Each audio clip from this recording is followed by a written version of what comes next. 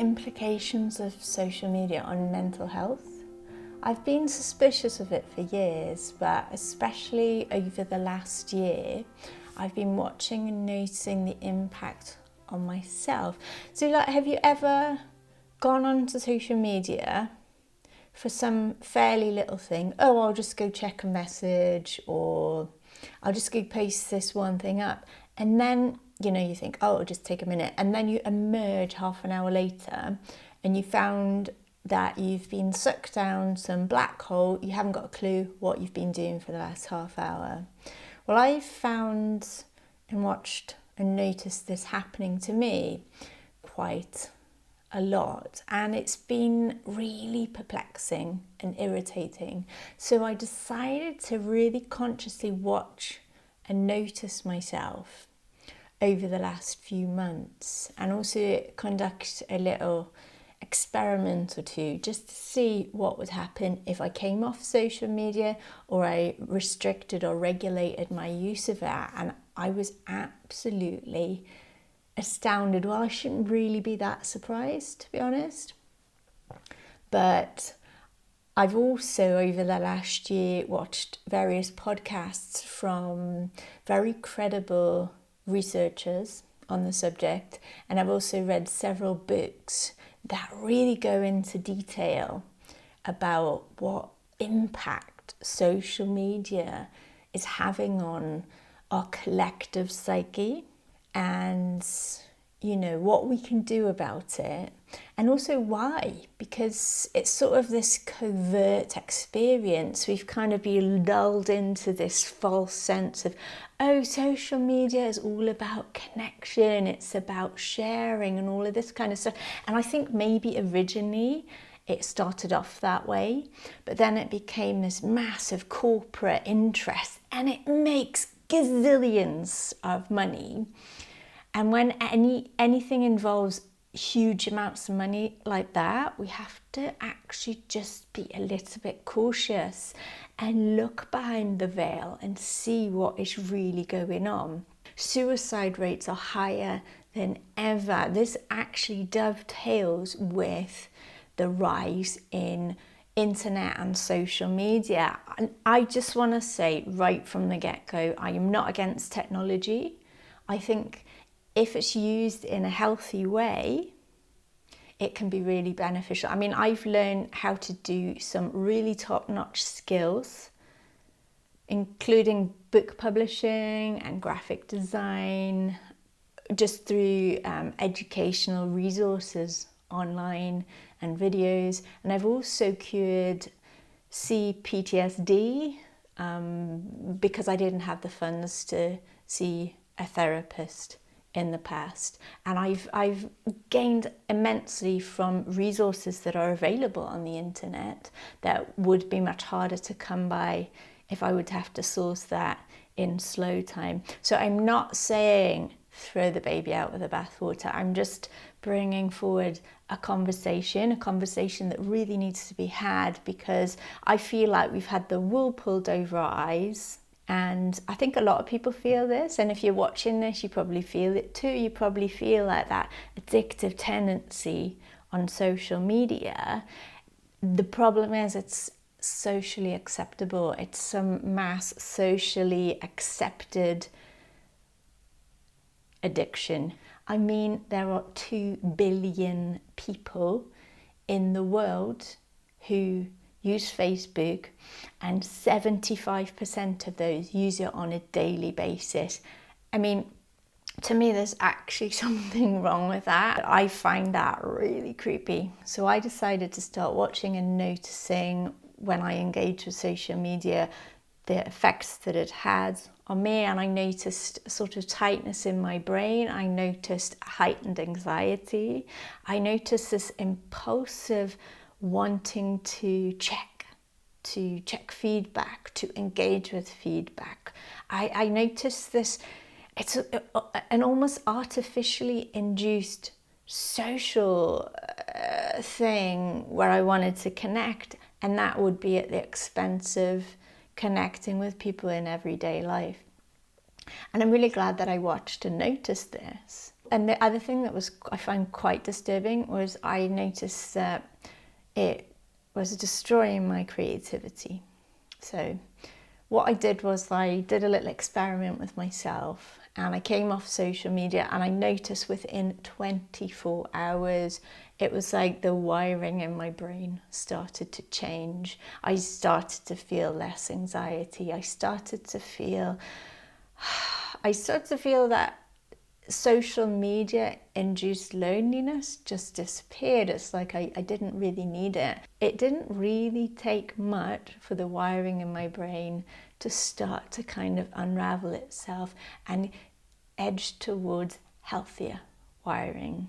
And I thought, if that is happening in my brain, and I would have liked to think that I was above that, like that I could self-regulate and I was able to manage what I did, but I'm not, and I'm human. And the reason is because social media is engineered at the core to addict, and it does it in quite an insidious way, because it addicts people whilst claiming to be something quite benevolent. So if you think about the fact that social media is a massive money-making machine, and money-making machines always have to harvest something, and in the case of social media, it has been proven that it is harvesting human attention. It's harvesting our energy.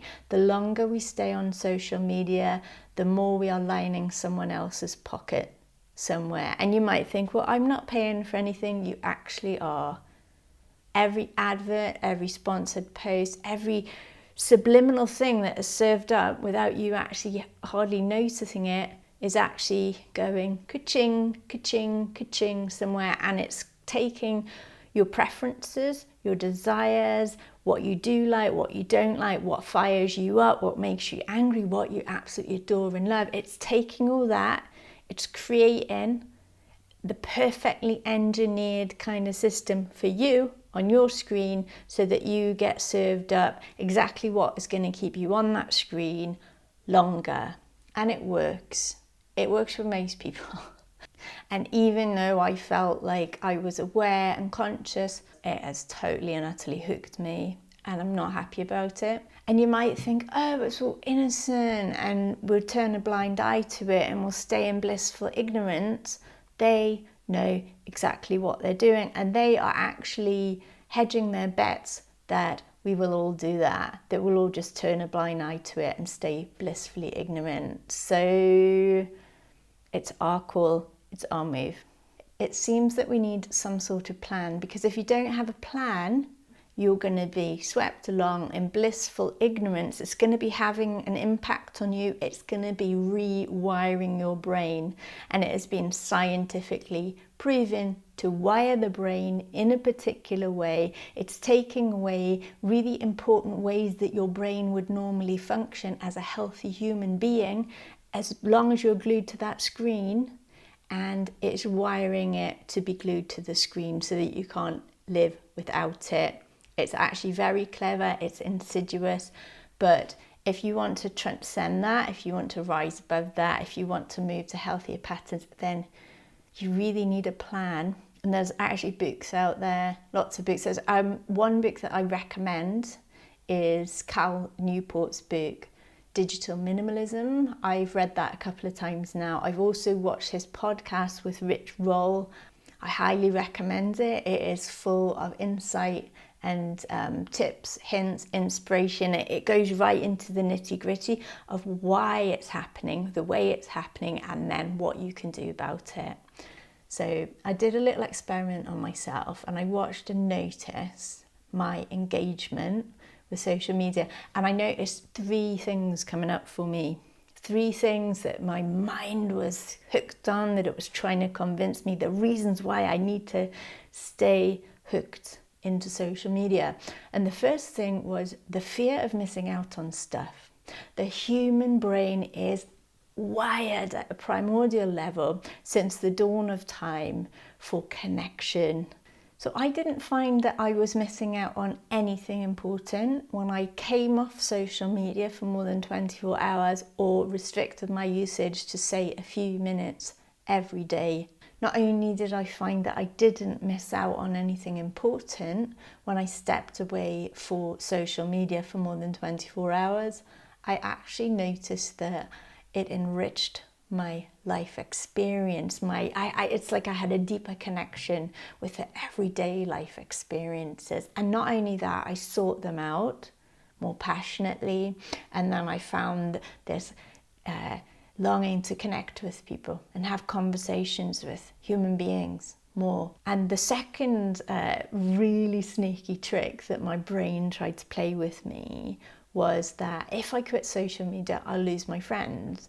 And it turns out that this is absolutely ridiculous. I don't know why our brain would try and convince us of that. You do not lose friends when you quit social media or stop engaging with social media so much. What happens is anyone who's actually a real friend will connect with you in person or by phone or by email, not social media. And even if you are used to connecting with people through social media, if they are actually real friends and there's a depth of connection with there, they would not bat an eyelid about connecting with you outside that medium. So fear of losing friends, absolutely not founded whatsoever. And for me personally, I had this little voice in my head that was concerned that my website would fail if I quit social media. For years, there's been this huge thing that we've been told that if you run a business, you have to be on social media.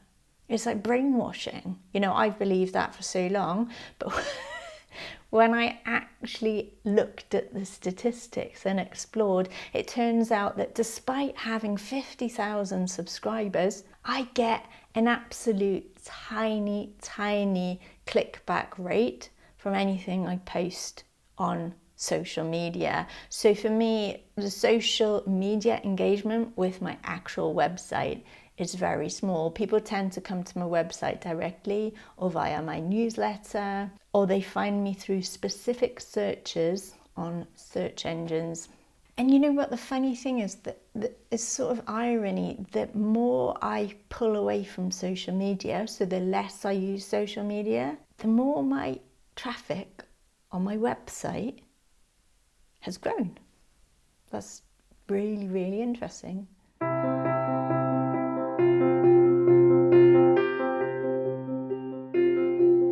Here's my personal plan, and it is a work in progress. And I've been inspired by different books I've read, different things I've heard on podcasts, and just common sense basically. So number one, only use social media on your laptop.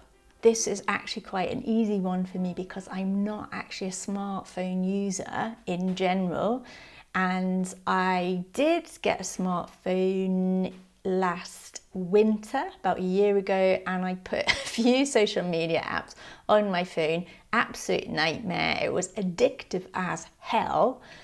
And so I took them off my smartphone. Lesson learned. But I have noticed this is a problem for most people. So I would say take any social media apps and any other unnecessary apps off your smartphone. This will immediately minimize those impulsive, compulsive, just have a quick look at your phone, swipe, scroll. It just takes that out of the equation. If you've got to intentionally go to your laptop or your desktop to use social media. So only use social media on your laptop. Number two, give yourself a strict time limit on social media. Currently, I'm giving myself a maximum of 10 minutes per day, and I'm still questioning whether this is too much. I'm actually looking at the possibility of coming off social media altogether. I am not there yet, but I'm actually considering that it is probably the best option. But give yourself a time limit, use a timer, and that will be quite revealing. It will be quite revealing to show you how long you actually spend on there, how you get sucked into a black hole. So set yourself, decide a time limit and stick to it.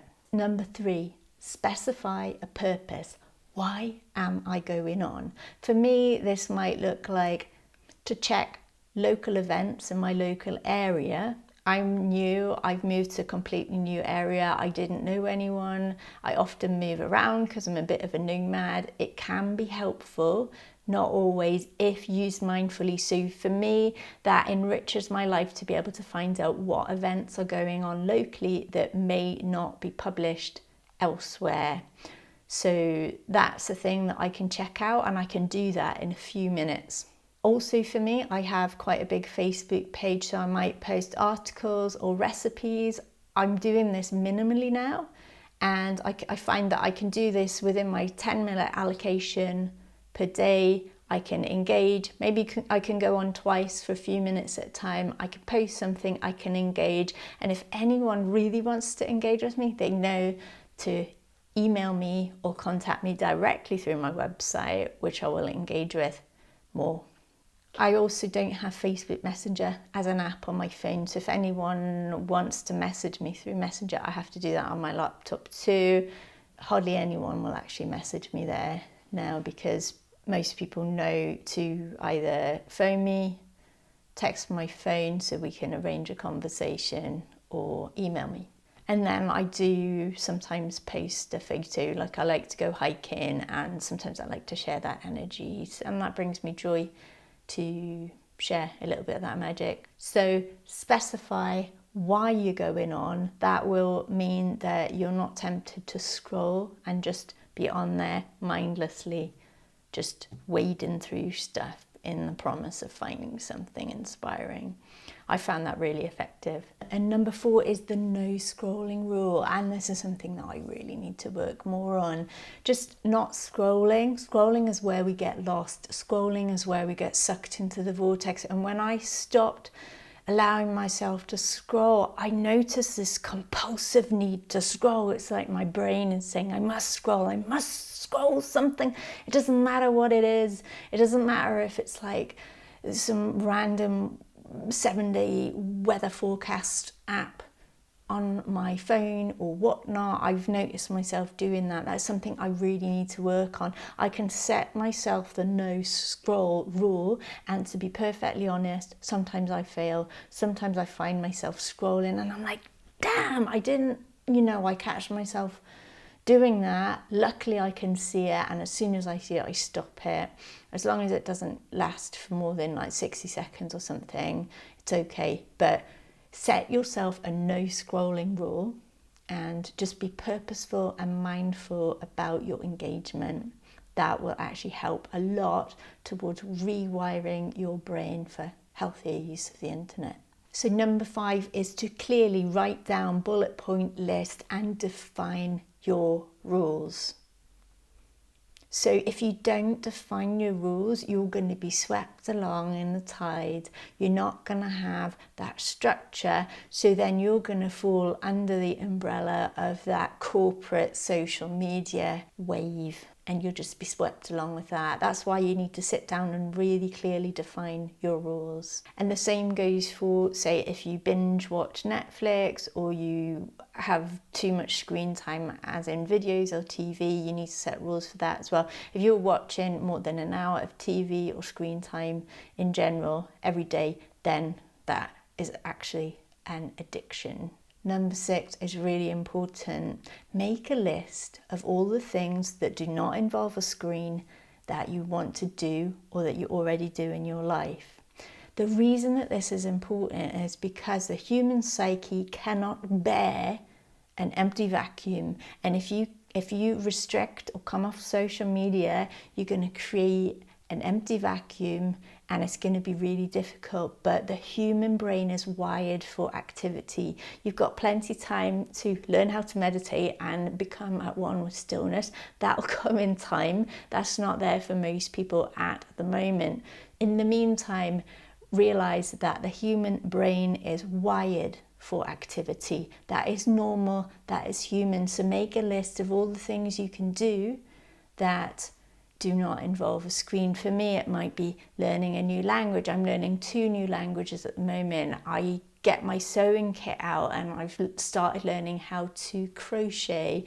I like to spend time in nature every single day, no matter what the weather is. I like to go on new hikes. I like to explore new areas in my free time and connect with nature.